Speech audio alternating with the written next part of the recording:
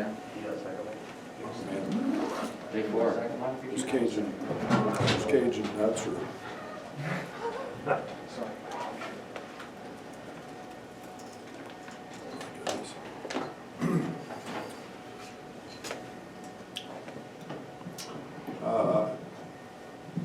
Obviously, game two, and we're excited to continue our growth, continue developing. I thought the first night, I was really proud of our guys. I thought our attention to scouting report, our attention to detail was very good, and I thought we played really hard. I thought we were really solid on the defensive end. We've got to continue to grow in that area. We've got to continue to keep making strides there. Only thing I was a little disappointed in were a couple threes late, which were a little soft and unguarded. But our motto is contest every two, contest every shot, make them take hard twos. And I thought for the most part we did that. Obviously getting off to a great start. And then plus 20 on the glass was something against the nation's leading rebounder that I was very pleased with. So we got to continue to grow on that. Arkansas State comes in. It's a very good basketball team, a team that finished fourth last year in the Sun Belt, which is an extremely underrated conference, a conference that is got very, very good coaching. Mike does a great job there. And you add to them Desi Sills, who's a player from Arkansas who had multiple 20-point games last year, a guy who's a legit high major talent, and a guy who can go get baskets with the best of them. So very, very good team. They're great in transition. They've got an interior threat that is capable of being the league MVP. Very bouncy, 6'7", 6'8", 250 pounds, scores it, finishes everything at the rim. He's got great touch. So this is a basketball team that, again, will play fast. They'll throw a lot of defenses at us. We'll see pressure. We'll see, they played zone in the past. They played multiple presses. But again, it will be very similar to Jackson State. They love to get out in the passing lanes, deny, be very aggressive. They gamble. They try to get steals so they can get out in the open court. But a good basketball team, three great guards who are all very capable. They're big, strong, 6'2", 200-pound type guards. And they're really going to challenge us and our principals on the defensive end. Excuse me.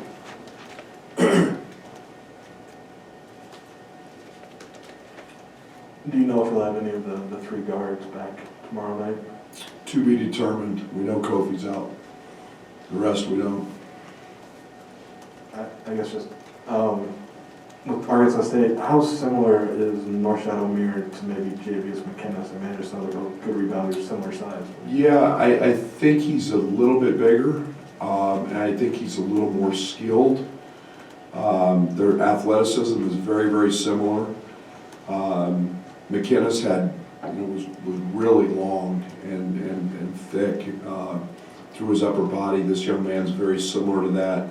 But I think scores it a little in a few more ways than maybe McKinnis did. So, but very similar body build and athleticism. Hey Coach, I kind of want to ask you about where Alfonso Plummer and Omar Payne are at in terms of their comfortability within the system, and as they're learning that. I mean, last year we saw it took Jacob Grandison a while to get there. Where are the new transfers at in that area? Yeah, I think they're both in really, really good places. Obviously, we feel pretty good with Plummer. He played 36 minutes the other night. And a guy that, it was amazing with our guards out, was at the top of the scouting report. I mean, the way they guarded him, they were very physical. We've got to do a better job of screening for him, getting him open looks. We've got to do a better job of helping him set some stuff up. But I think he's in a great place. Yeah, and Omar's, I think,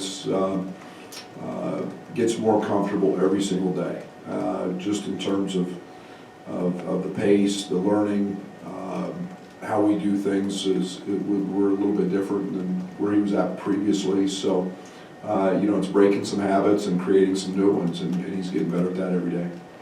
Coach, I noticed that Curbelo is really finding ways to stay involved on the bench, kind of talking with you. I saw him kind of coaching up DeMonte at one point, talking with the ref during a timeout. What does it kind of say about his growth that he's able to, stay that invested, maybe learn something and make an impact when he's not on the floor?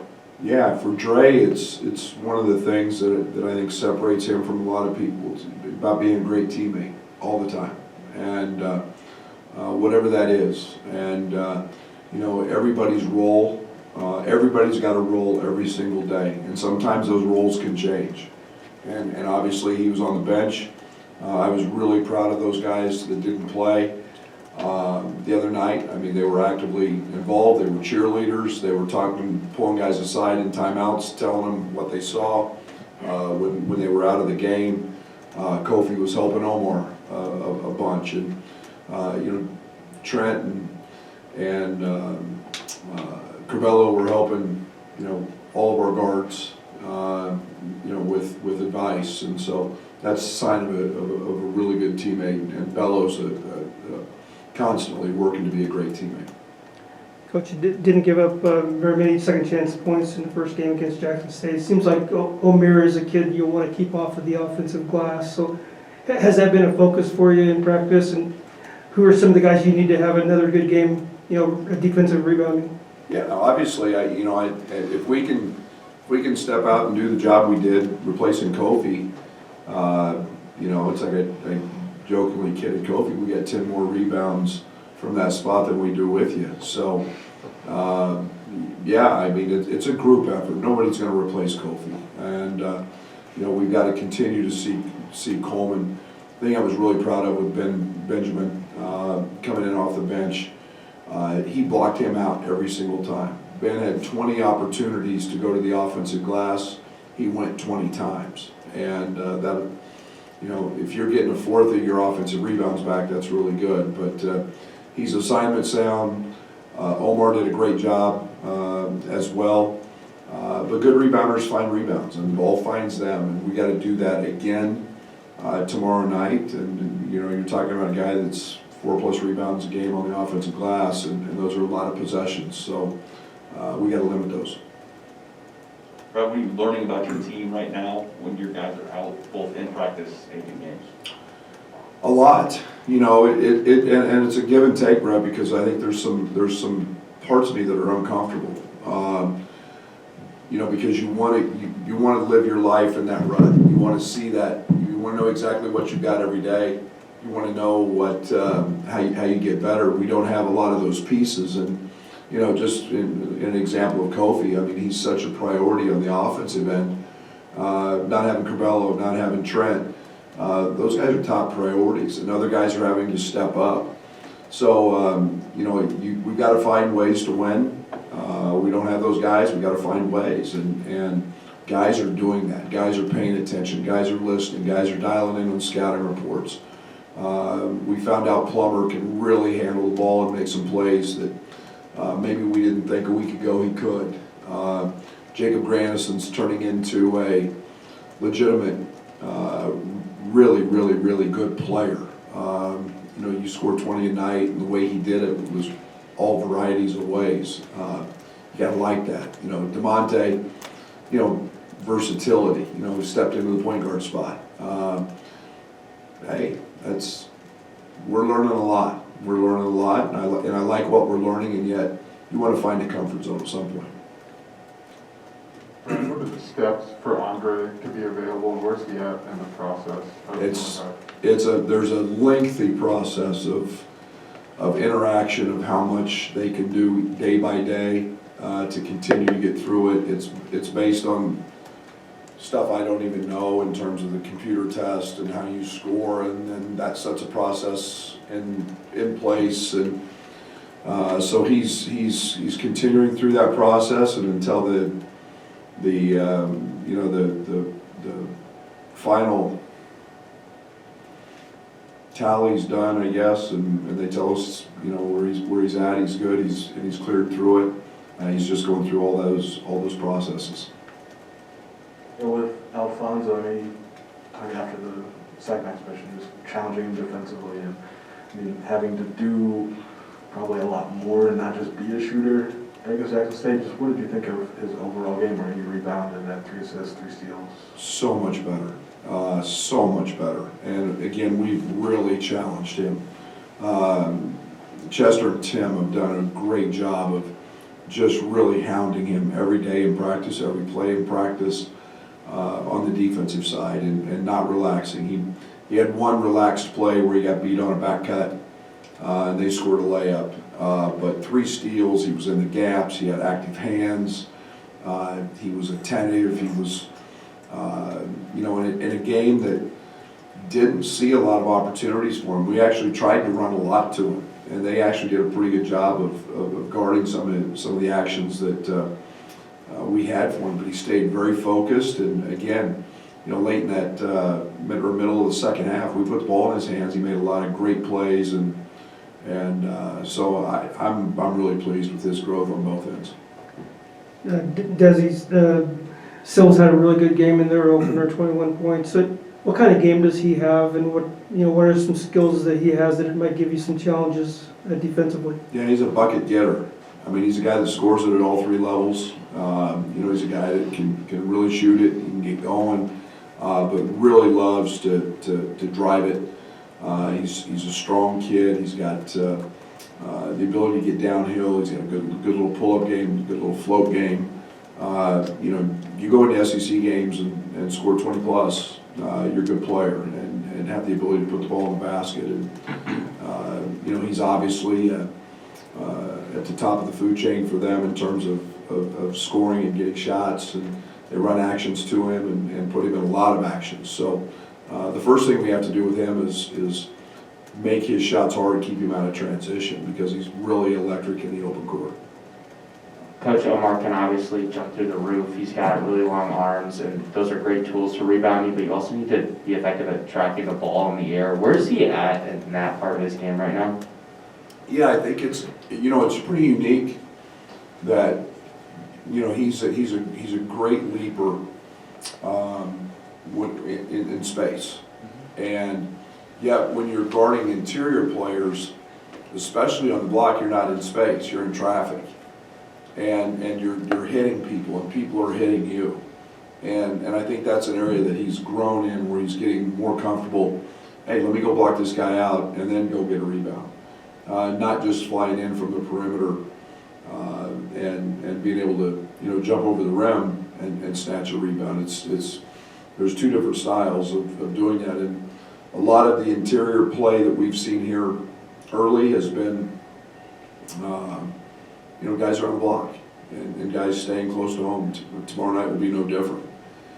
So he's going to have to hit, and he's going to have to you know, make contact, and then sometimes there's a second jump involved, and he's got to be really good at just chasing those balls. He's getting better at it.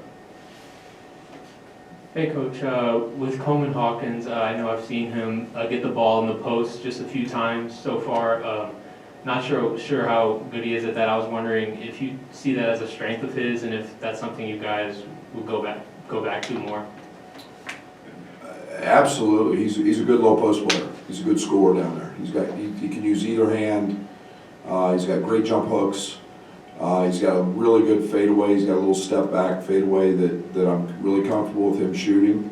When we get back to our full arsenal, that's going to be a really good option for us. We've got Coleman playing a lot of places. He was backup point the other night, so we've got him handling the ball. We've got him doing a lot of things based on our situation and our circumstances currently. So we'll, but yeah, he can really score down there.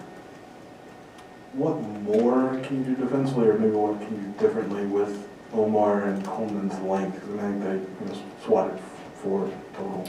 Yeah, that's an area we want to continue to grow at. The thing I liked about their block shots was that they came from the weak side.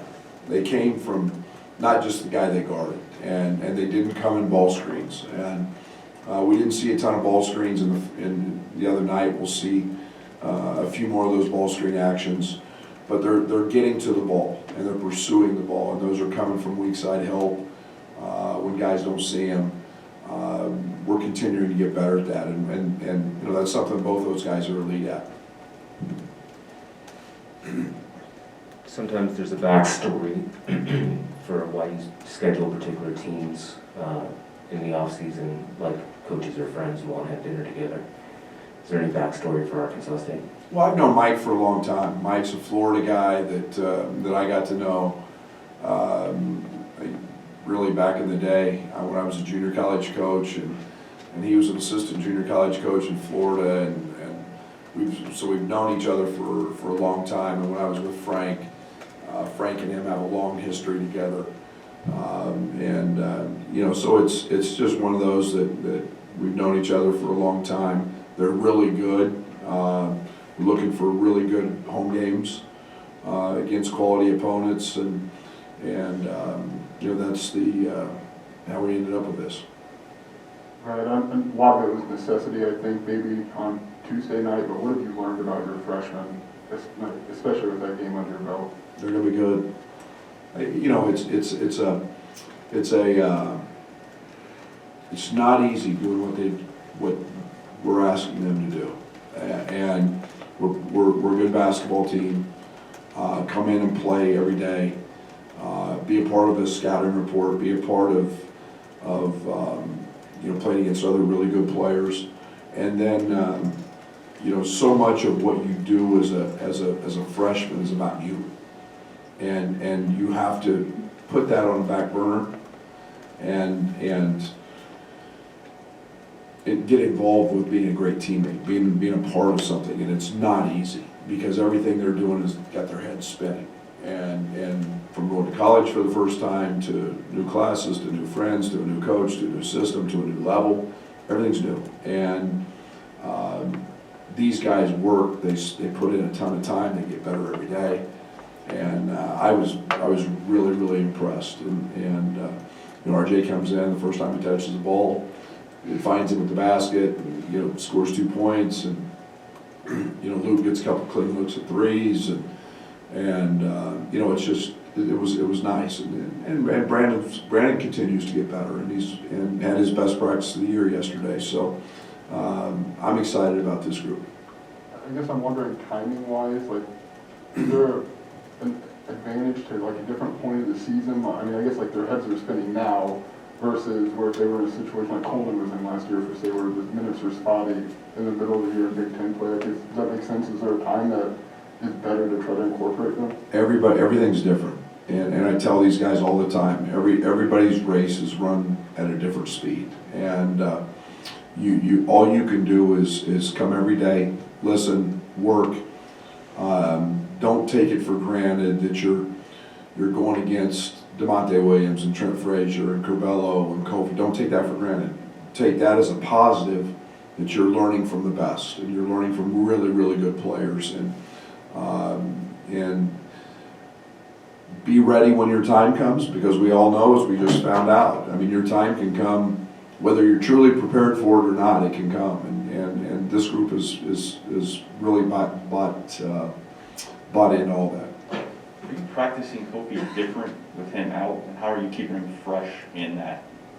Yeah, Kofi's a scout team guy, and so he's a guy that, you know, we're trying to integrate, keep him on the court, and then on game day he's not allowed to do anything with our team, so he simulates a game on the treadmill. So if he's going to play 30, let's throw out a number, 32 minutes. So he's going to do 32 minutes on a treadmill with a media timeout.